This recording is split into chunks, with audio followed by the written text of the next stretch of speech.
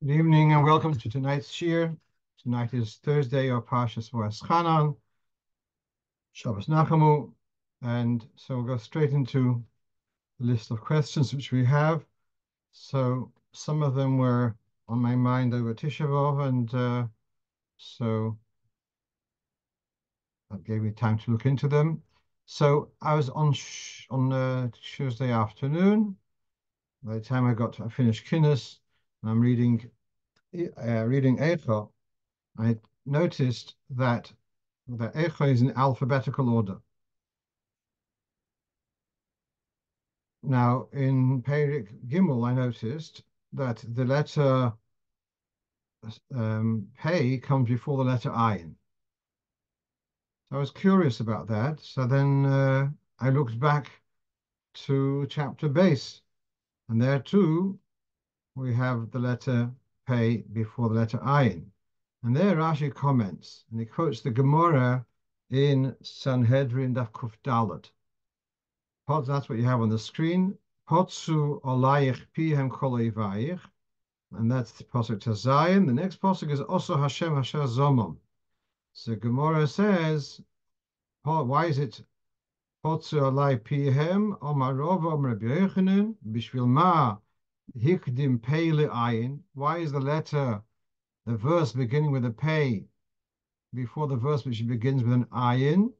Bishvil maraglim. Because Tisha B'Av, as we know, the first event which happened on Tisha B'Av was that the spies came back and they gave a negative report to the Yidden, and the Yidden were weeping, and the Eibishter says, Heim bochu b'chia shel chinom.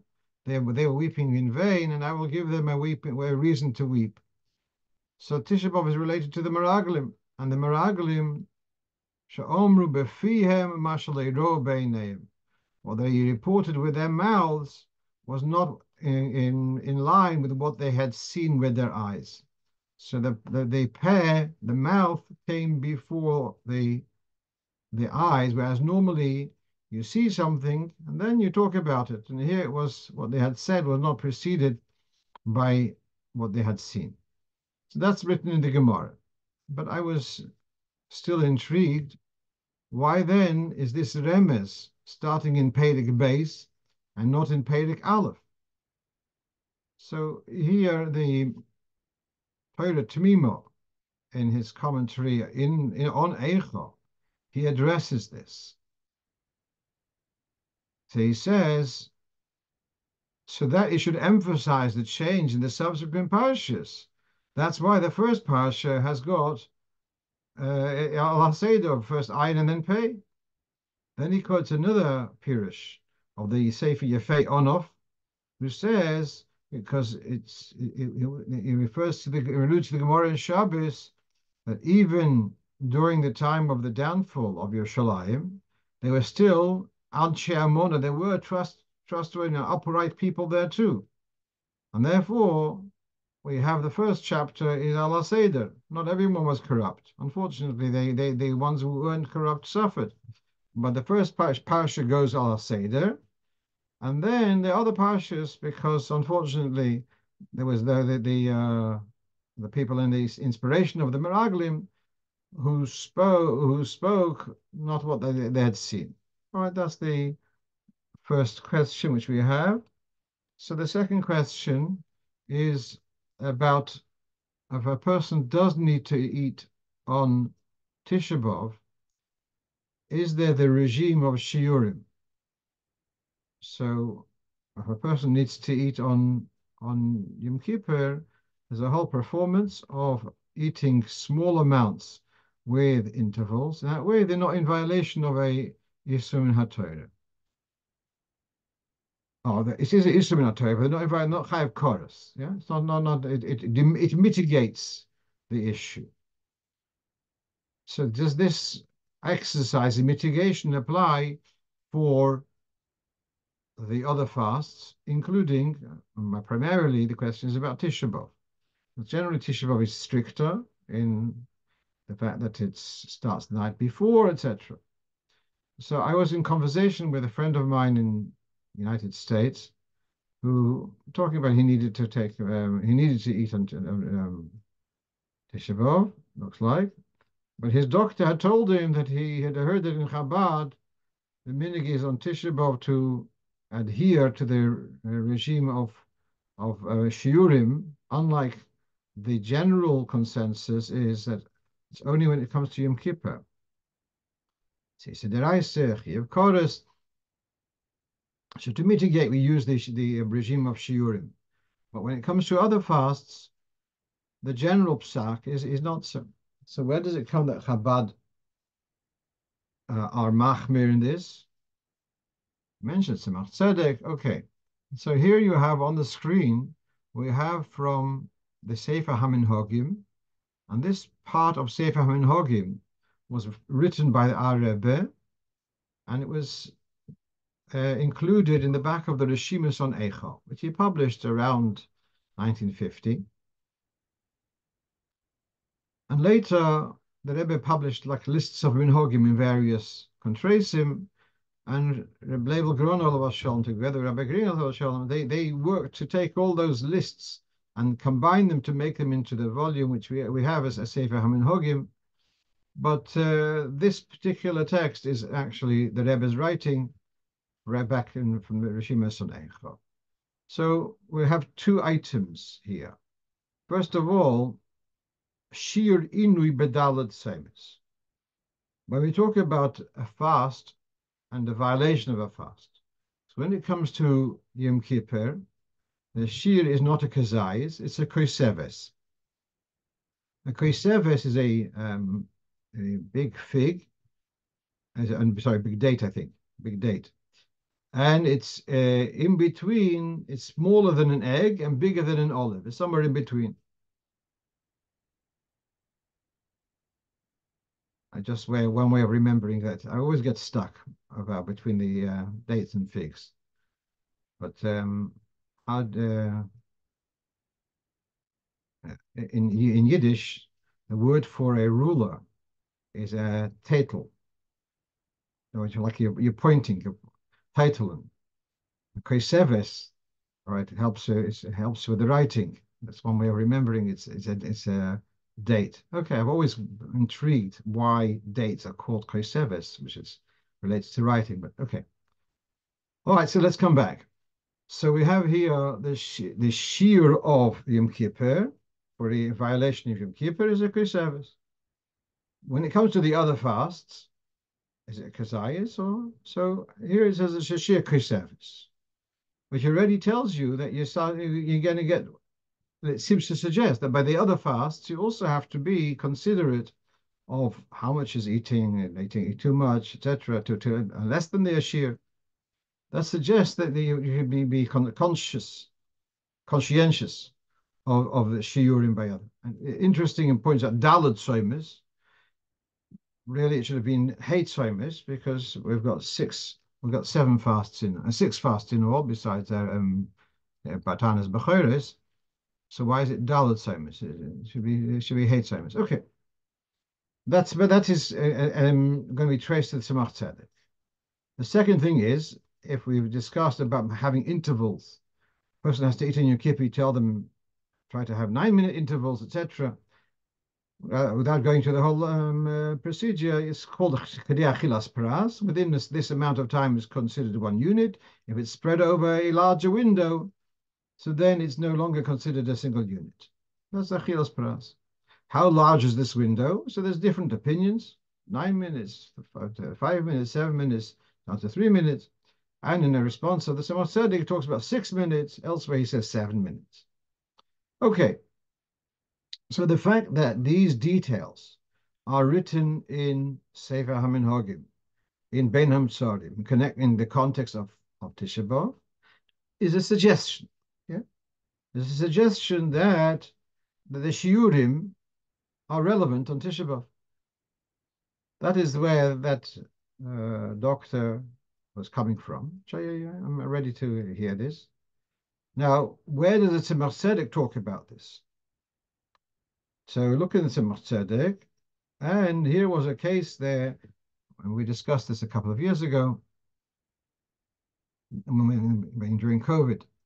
Now, there was a case that there was an epidemic I think it was the town of Niezhin, where his son Bishon Noach was the Rov, Rebbe, and he was of a weak constitution. And when there's an epidemic, so people, if they are going to be less, we got undernourished, they're going to be more vulnerable. You eat better. You're going to have more immunity. So Tzemach Tzedek writes to his son, you should absolutely not fast. And even the healthy people can also be mekel. And that's what we also, in our region, we're also being mekel. One who wants to be machmir, he should eat pochas mikas shiur. And what's the shiur is 2/3 of an egg. And he should wait intervals of 6 minutes. That's already being machmir.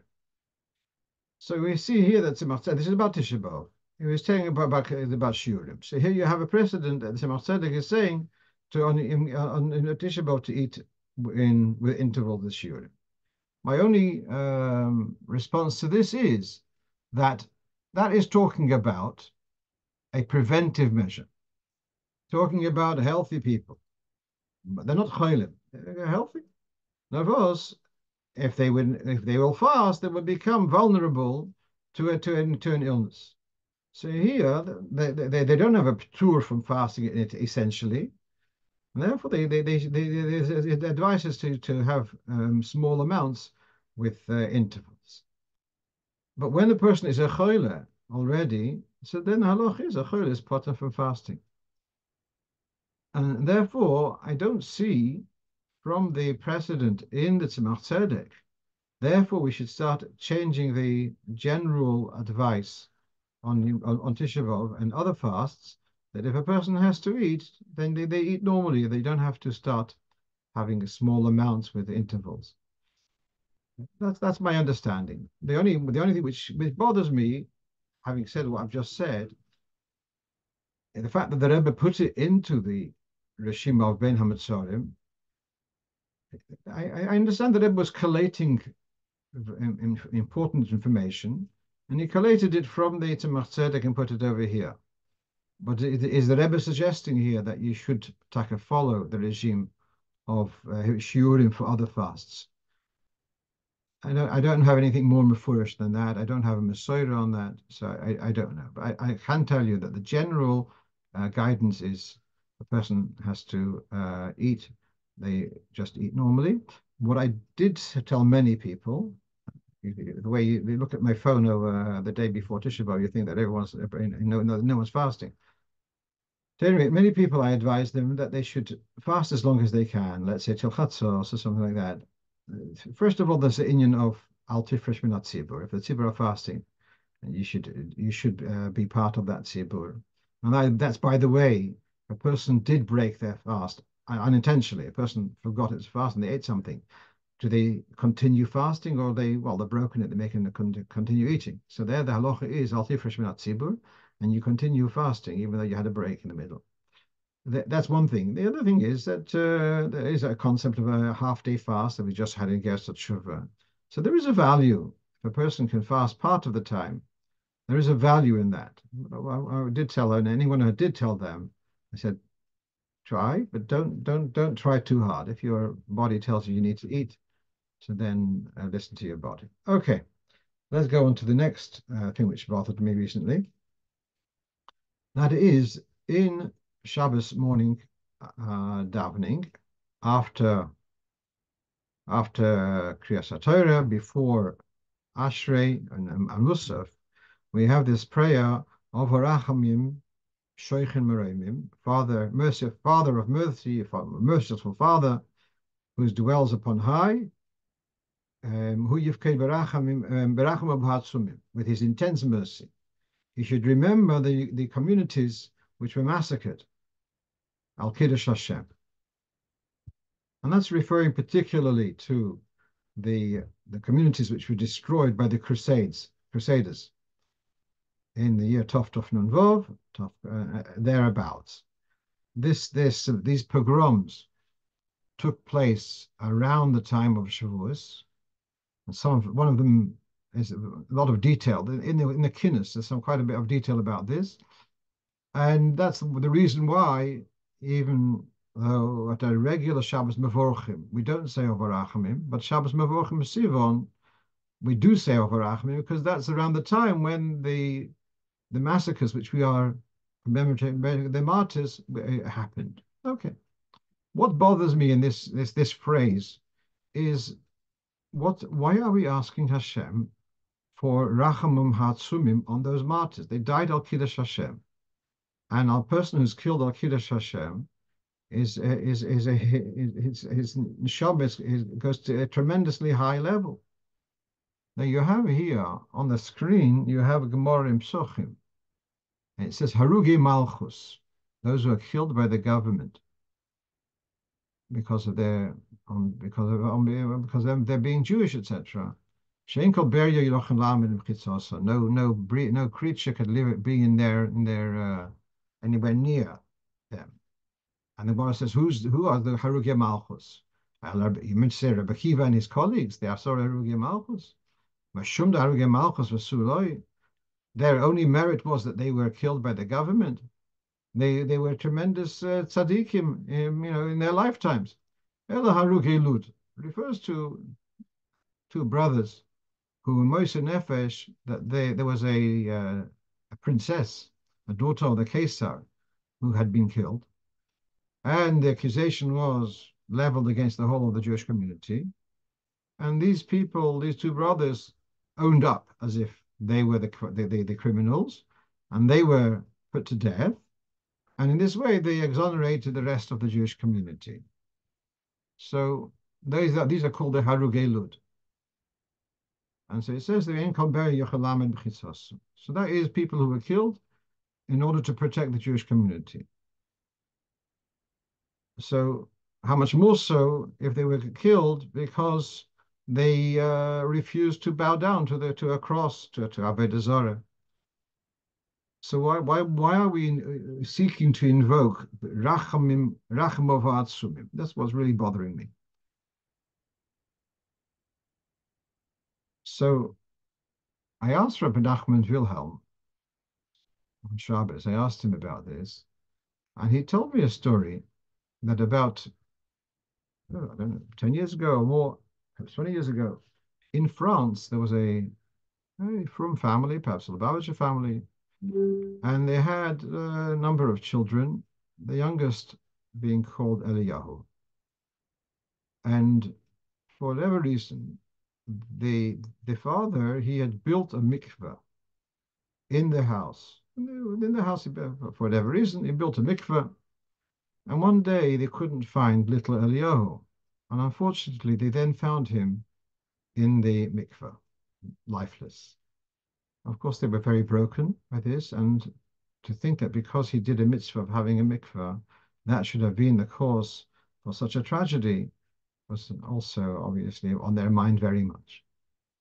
And then shortly thereafter, he had a dream and he sees a man with a full beard, Hadras Ponim, and the man, he says, I am your son, Eliyahu.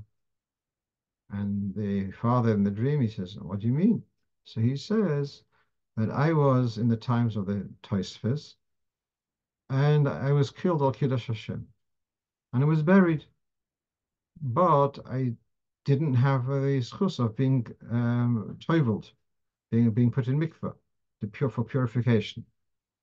And therefore they wouldn't, I couldn't get into Gan Eden fully without this tefillah. So I said, I'm prepared to come down to Olam Hazeh again in the Gilgul to be able to have the schus of a tefillah. And so I came down, I was in the body of your son. So that's the story. What Rav Nachman Yosef was trying to say is that even a person who's killed al Kiddush Hashem, there is still room for further elevation. Yeah, I hear that. I still wasn't satisfied with that as being the explanation why Dafke for the Harugi, for the martyrs of the Crusades, are we seeking Rachamim Ha'atzumim? And so I did a search, and I came across this article in some journal which was published in Tofshin on Base. So it's very much a contemporary, and if someone has a better explanation, I'll be happy to hear. And what this person is suggesting is that there is a certain nachas, certain appeasement to the neshama of the person who's killed al Kiddush Hashem, when there is a vengeance on the perpetrator. And that's not always going to be the case in a vivid way. And therefore, that's if the word is invocation, that there should be seen that Hashem should bring about, that there should be the due punishment to the oppressor, to the perpetrator, and that brings a calm, tranquility to the neshamas of the Kedoshim. Okay, that's as much as I found. So I see I did look around, but that's as much as I could find. Let's move on. In searching, we came across this question which contemporary Sfarim discuss. If a person was killed al Kiddush Hashem, so if a person was killed because he's a Jew, but not that he was given a choice, is that called Kiddush Hashem? Is it called the Kodesh? So you have the classic story of Hannah and the 7 sons, and they were given the option to bow to Avodah and they refused. That is the classic incident of Kiddush Hashem, Rahman al-Islam. But then you have here a case where during the Holocaust, people were killed not because they were Jewish, but not that they had a choice to opt out. So you have here the Sikha Tovshin on Aleph, and the Rebbe is very emphatic about this. The people who were killed in the Holocaust, they're all called Kedoshim. And because they were killed, the Kiddush Hashem. Because the reason why they were killed is because they were Jews. And Hashem became Domam. And I saw other poskim also. Menashe Klein in Mishnah Halachos is also quite emphatic, although some others are not so confident. But there's certainly this seems to be the general view that a person who's killed because he's Jewish has got the din of Nereg al Kiddush Hashem, has got the din of Kodesh. Okay, we're still in Tisha B'Av mode. So we have here the next question is about someone from somewhere in Russia, one of the shluchim there, sent me a following question. That one of in Russia, it's very common that the graves have a photograph of the deceased. There's a marble stone, and then they will make a photograph and put it into a frame and stick that frame onto the marble stone. That's separately. They also have busts. That's also very, very common. But even on a simpler level, just a photograph in a frame. So there's this woman in his community has become more from, and so she has learned that this is not the Derech Yisrael. So she took the initiative and she removed the photographs from the gravestones of her immediate family. Then she asked, but she had heard that one doesn't take home anything from a cemetery. So she's asking, can she take these pictures home? So I don't know how this Indian of not taking something out of a cemetery, but that is true that a cemetery generally is seen as Osa B'Hanoah. The area which is consecrated as a cemetery is Osa B'Hanoah for other things. So let's say if there was a tree growing there and there's fruit, then you wouldn't, as far as I remember, the fruit wouldn't be allowed to be taken home and eaten. Now, here we have in Shulchan Aruch, Mishnah Samach Daled, it talks here about a grave. A gravestone is also B'Hanoah. And also, if let's say there had been a coffin had been used and then was not the right size or something, the coffin couldn't even be used for another nifter. So there isn't a concept that a grave and anything which is attached to the grave becomes Osa B'Hanoah. So therefore, those photographs being there as part of the gravestone would be Osa B'Hanoah. What I'm not sure about is if she's going to take them home and look at them. That's the same thing that if they had been on the gravestone, they would for looking at it. Is that called a hanoah? Is that a problem that she's bringing them home to look at them? I don't see that as a hanoah. If you sell them, I understand. If you take let's say to take the frames and use them to frame something else, that would not be okay because that's having hanoah. But just to have them as they are at home rather than on the gravestone, I'm not sure whether that is also about the halacha. Okay, we'll move on.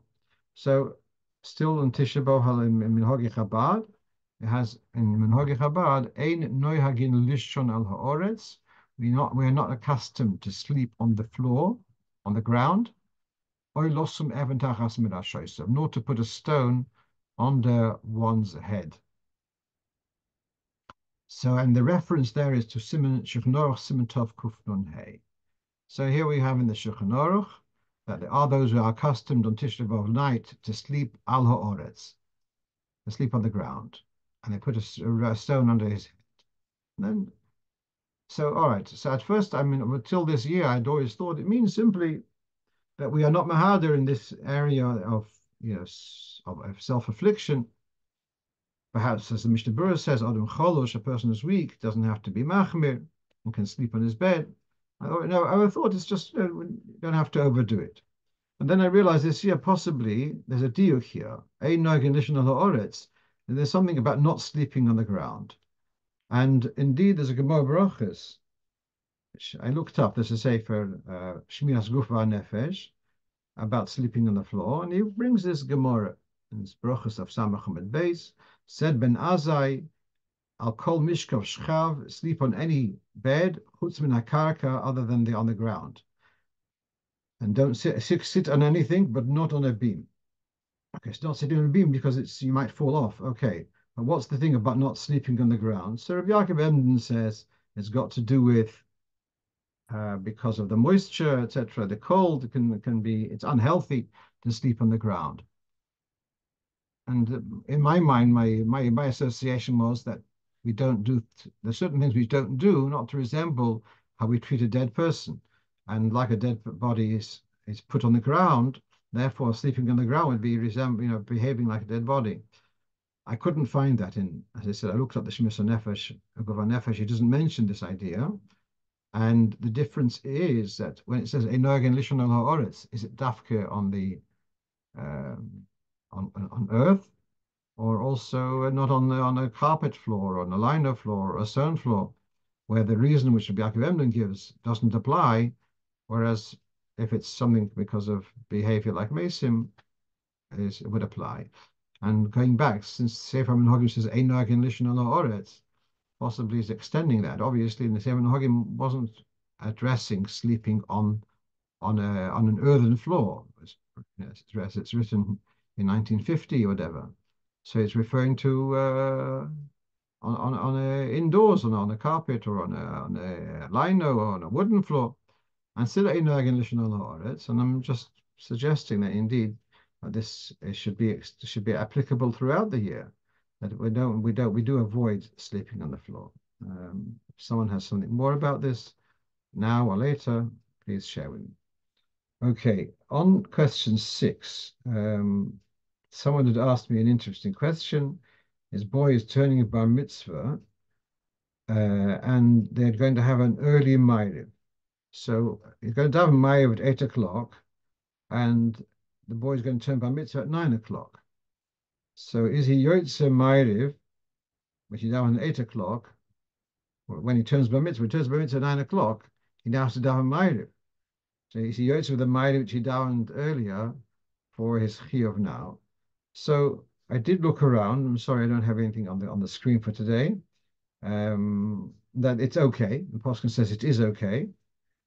And probably the main thing is because Ma'ariv is a din d'Rabbanon, therefore that's his Yotze without what he davened earlier. There's a chiyuv davening Ma'ariv like chinuch, etc. What is certainly necessary is to say Shema, because in any case you're not Yotze with the Shema if you davened before, if you davened before Shkia, etc. You said the Shema, you still have to say Shema again, and so right, this bar mitzvah boy would also have to say Shema, obviously. Right.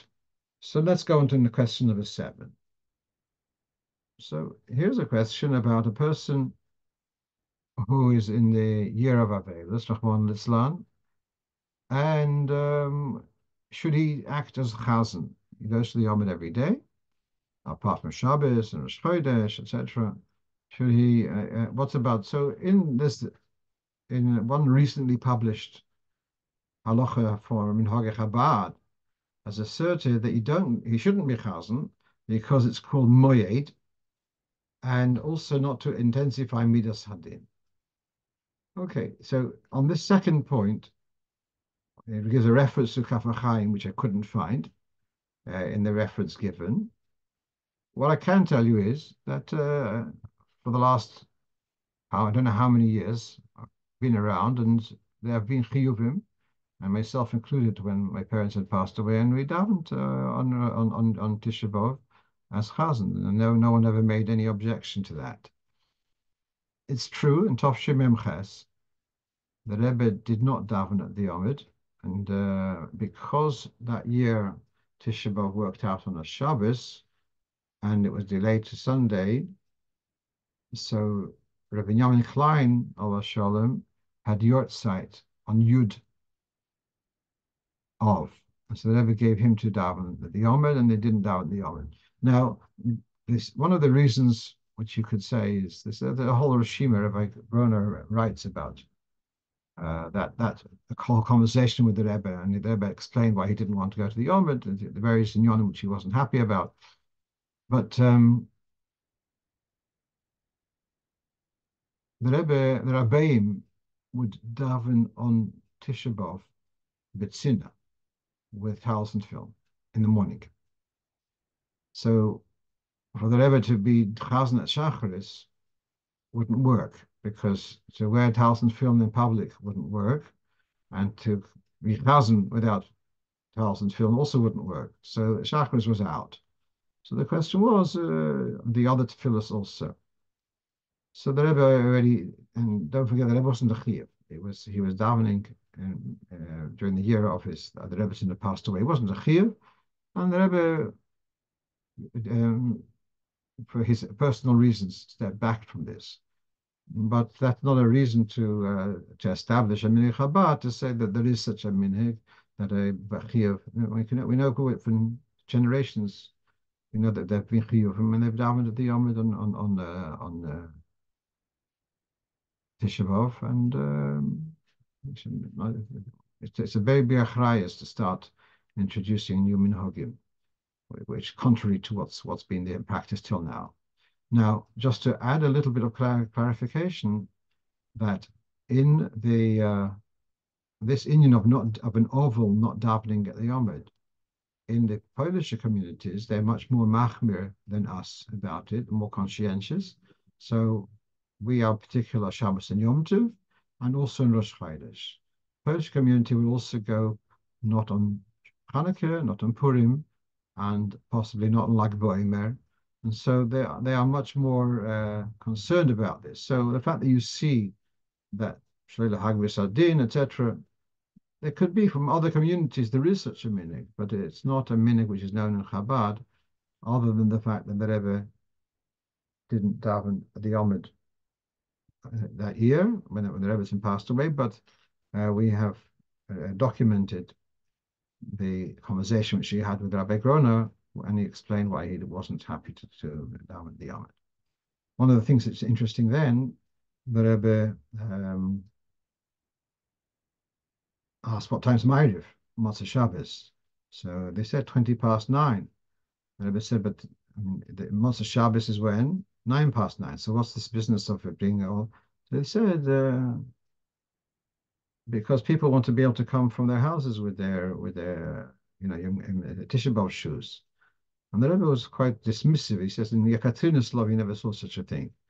And later he says, so it's wilde hanhoges, and he was really wasn't impressed with various inyanim which were being done. And so, all right, let's go on. So here I had a question on Tisha B'Av morning.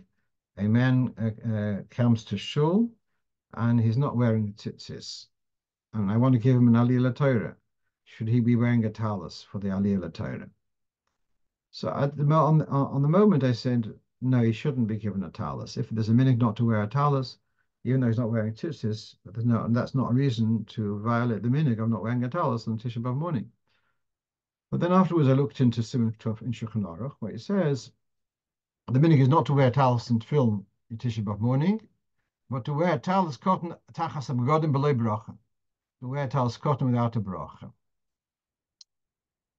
So I still think that in fact he just wasn't wearing a talis cotton. That's not a reason to give him a talis. Now, but since we're talking about this, so we have here the Mishnah Berurah says, if he had taken off his talis cotton at night and put it on in the morning, yes, some say he should say a bracha on the talis cotton in the morning. And who's the source of the Mishnah Berurah here? It's Rabbi Yaakov Emden in his Siddur, where he brings the minhag of not putting on talis and film, and he says, that you should make a bracha in the morning if you put on talis cotton in the morning. I think that the Shulchan Aruch says the opposite, and Rabbi Yaakov Emden saying different to the Shulchan Aruch. This won't be the first time in minhag. Now, what the history is here? The original minhag is not wearing talis and film at all, and there are those here you got from the Torah. There are those who don't want to violate the minhag, but they don't want to be without tzitzis, so they put on a talis cotton underneath. And then the source of the Torah is from the Ogur. It says Yechidim loivshin talis cotton nehugim tachas bigdeim beli bracha. Now, what I understand is that they're saying you put on the talis cotton without a bracha, and you leave the bracha until the afternoon. And just to explain a little bit the lomdus here, I understand where the Yaakov Emden is coming from. It's 7 o'clock in the morning, 8 o'clock in the morning, he's putting on a talis cotton. And you're telling me that he shouldn't make a bracha, and he should wait until 2 o'clock in the afternoon or whatever, then he's going to make a bracha. And all this time he's doing a mitzvah without a bracha. So Yaakov Emden says, make a bracha. Now, well, how do you respond to that? The response to that is that when we say a bracha is oiver l'asiyosa, you make the bracha before the act of the mitzvah. What does that mean? Does that mean that the bracha only is effective henceforth? Or no, the bracha is effective on the whole mitzvah. Let's say you were sitting in the sukkah and you were having a drink of a tea. You didn't make a bracha l'shav sukkah. 10 minutes later, half an hour later, you have a bit of mazonos and you make a l'shav sukkah. So you're sitting with a cup of tea. That mitzvah was without a bracha. Or do you say no? When you make the bracha, l'shav sukkah, it's also effective on your entire session of sitting in the sukkah. Navos. You cannot make a bracha last, so you're not doing. You say I'll be your chametz, and you're not doing anything. You have to do something. You can only say such a bracha when you're going to do something. But if you manage to solve that technical problem, because let's say in the case you're having a piece of mazonos later, so then the bracha is effective on the entire session of that mitzvah. And so the same thing with the talis cotton. The fact that you put it in the morning without a bracha, but at 2 o'clock in the afternoon you're going to make a bracha, that will work l'mafreya also, that the entire session of that mitzvah has a bracha. It's not like you've done a mitzvah without a bracha. The bracha will work l'mafreya. So this is a kind of yesodistic difference of view, whether birchas ha-mitzvahs only work forward, or do birchas ha-mitzvahs work also back retroactively. It's just that technically they can only be said when an action is being done. So Reb Chaim Shalom Deitch once showed to me, explained, you see in Hilchos Pesach and Siman Tov Lamed Beis, where the Alter Rebbe explains this concept of over lasiyoson, it's not that the bracha doesn't work backwards. It's just that the bracha technically has to address an action which is going to be done presently. Let's move on. Okay, so someone asked me a little bit of a birur of a sikha which was recently published about, and it addresses about the inyan of tzedakah at night. So this was published a couple of weeks ago. So actually there were two sikhas recently published recently. This one you have here on the screen is from Erev Rosh Chodesh Menachem Av Tafshin Lamed Vav. And then there was earlier also in Yud Gimel Tammuz, or is it the other way around? Yeah, and earlier it was also talked about. We'll discuss this. Okay, so let's read the Sikha carefully. The Rebbe says, although Laila loves man tzedakah, however, since there's a machshove, it's a machshove, and again, bedibur, talking about mitzvah tzedakah, that's okay. The tzedakah will be done by boiker tzarayim. So then the ma'aseh tzedakah will be in the right time, will be combined with the machshava and the dibur. Let's say, so this is by Fabreng, which typically was in the evening, a late evening. And so the Rebbe is saying the machshava and dibur, which we're talking now about tzedakah, will combine with the ma'aseh, which is done in the appropriate time. To have all the effects already, b'shas the machshava and the dibur, about the massacred tzedakah. So it's okay to talk about and to think about tzedakah, and the act will be done during the day. When you talk about thinking about tzedakah, talk about tzedakah, that isn't the reason of it's not time, not zman balayla, because it's not ba'ofen. It's not that you're going from your location to another location where the oni is, and giving tzedakah there. That's where you have the concept of massacred gvul, which is brought in Yerushalmi. Now, to understand what the Rebbe is saying here. So this is Yerushalmi in Shkolim, Perek Daled. I think it is Halocha Daled, where it says, Reb Chinin bar Papa, he would have a maflig mitzvah belelia. The word mitzvah, as he mentioned in Tanya, refers to tzedakah. Yeah, mitzvah stam. So he would give out tzedakah by night.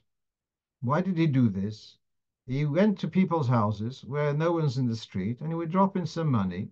And this they would not know. It was giving them in a respectful way. They wouldn't know who was giving to them. And Matan B'Seis. Chadzman, one time, Poga Be'Rabban Deruchaya, the master of the spirits, confronted him. Confronted Reb Chinin bar Papa. Have you not taught us? Or we have been taught, you should not infringe on the border of your fellow. To which and what was he saying? At night is the time it's our time, the time of the ruchos, it's a time of punishment, it's a time of dinim, whatever. So why are you giving out tzedakah by night? So Reb Chinin bar Papa responded, are you not aware? There's a pasuk, Matan B'Seis Yichpe'af. Giving tzedakah discreetly will subdue the wrath. As a result, the spirit became frightened of Reb Chinin bar Papa, whom he had challenged just earlier. And he fled. So we have this story of Reb Chinin bar Papa giving tzedakah by night in the way of Matan B'Seis, and he was challenged. It's hasagas gvul, is infringing on the time of night, which is time of din, and he managed to explain himself adequately. Okay, so now let's come back to the Sikha. So this is the reference to Yerushalmi, and this says the Rebbe, this is the yesod of the chilik in tzedakah between night and day. And if, let's say, you are putting tzedakah into a tzedakah box, so then that's a thing which should be done by day rather than by night. Masha'en kain, if the oni comes and asks you for help, then there's no difference. If you are confronted by a poor person and he is asking for help, then there's no difference between night and day, because in that case, when you are confronted by the oni, then it's not just a mitzvah say to give them tzedakah, but there's also a lois say. Do not be tight-fisted, to hold back to help your fellow. And that lois say is applicable b'yom u'v'layla. And as discussed many times, and it's been printed. So the Rebbe is here differentiating, and he's saying, yes, there is an union of not giving tzedakah balaylo when you haven't been confronted by the poor person. Whereas if he is a poor person there and asking, then you give by night also. Just before we go to the next slide, we want to discuss this a bit more carefully. We have here a quote from the Arizal, Balaylo, she'os tikberes hadin, at night when there is the more intensity of severity, ein is man roilet tzedakah. It's not the appropriate time for tzedakah, and that is based upon this story in the Yerushalmi, which we just read. Let's go a little bit further on this. So we have here a few times the Rebbe told the same story. Here's a letter. This is in Igris Kodesh, volume Yud Gimel. I once told my father-in-law that so-and-so saw me putting money in tzedakah, mipnei sibah. There was a special reason. I was putting money in tzedakah b'layla. And he was very surprised. He said, well, Arizal says otherwise. And my father-in-law, the Rebbe says that probably he is not so particular to give by day either. Well-known story. A couple of times the Rebbe says it. What I found significant, though, this quote, is that he adds mipnei sibah. There wasn't a regular practice. There was a sibah here. Now, on another occasion, the Rebbe says the same thing. And once I told my father-in-law I had a sort of upsetting conversation. I was in shul. I put in some coins into tzedakah after Ma'ariv. La'achri meshech zman shelo yohisa li hizdamnus litin tzedakah. Had been quite a while that I hadn't had the opportunity of giving tzedakah, and now I had the opportunity. And someone said, "How you talking?" A whole story. But now he explains what was the sibah. I don't know exactly the details, but the Rebbe explained that he was in a situation for a while that he wasn't able to give tzedakah, whether he didn't have the money or whether he didn't have a pushka. I don't know. But here he had now an opportunity to put in tzedakah, so he gave tzedakah by night. But that was an exception. And then here we have, this has happened in Paris. And okay, same story, just to give you where this happened. So what I'm seeing from all of this is that if there's under normal circumstances, they'll be saying that it's not a recommended practice to put in the pushka by night. We saw the Rebbe would come in for Shacharis or Mincha, would put in the pushka. We didn't see that by night.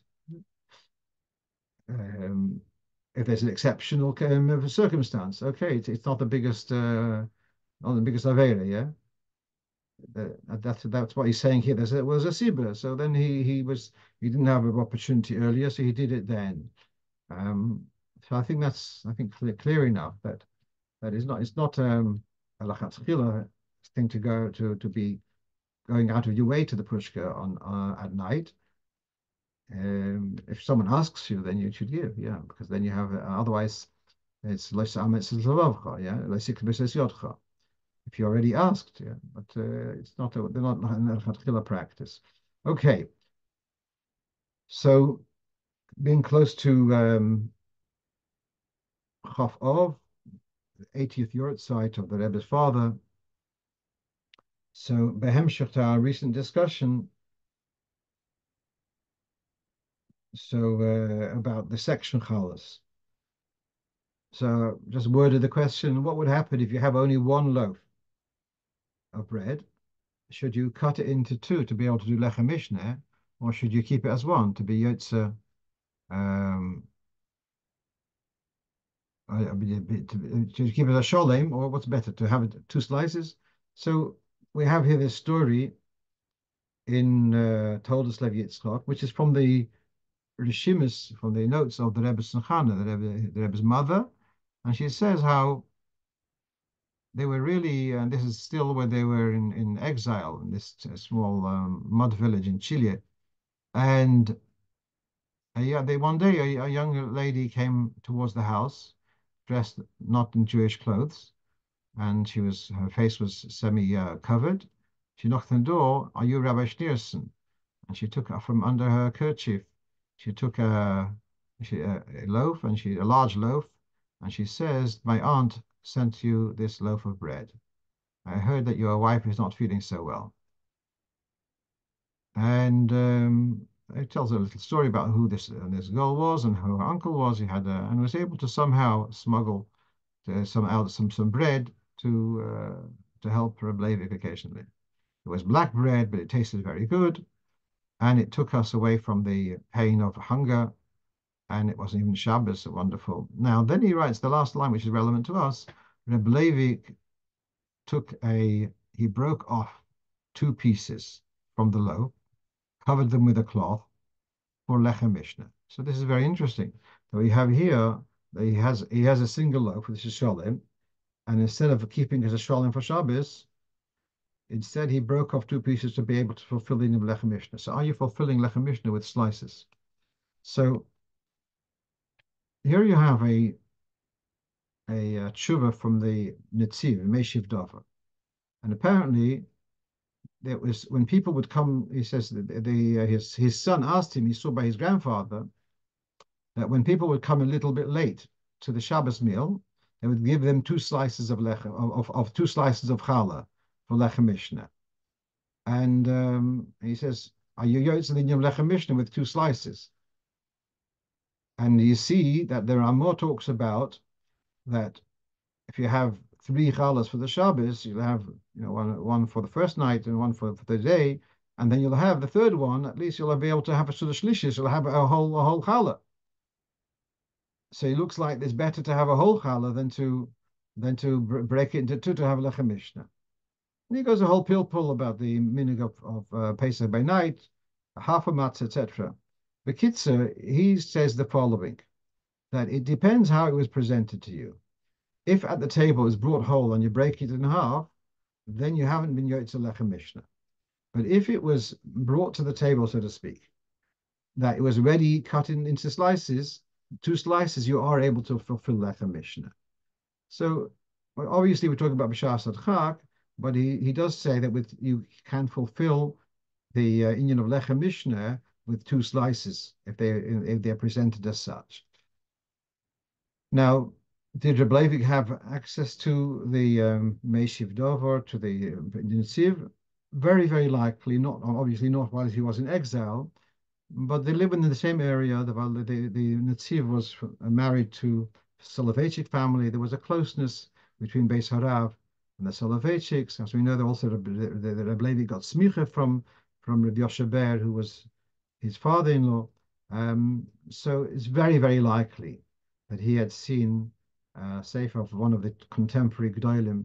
The Netziv was born around the same time as the Rebbe Maharash, and so he passed away in Zion, somewhere around there. It's certainly something which the Rebbe Levi would have had access to during his time as a Rov in his years in Rabbanos. So it's very likely he did see it, but at any rate, that's his psak. And we all remember that the Rebbe would, at the beginning of the Farbrengen, there was this large tray, well, a squarish tray, piled high with marble cake.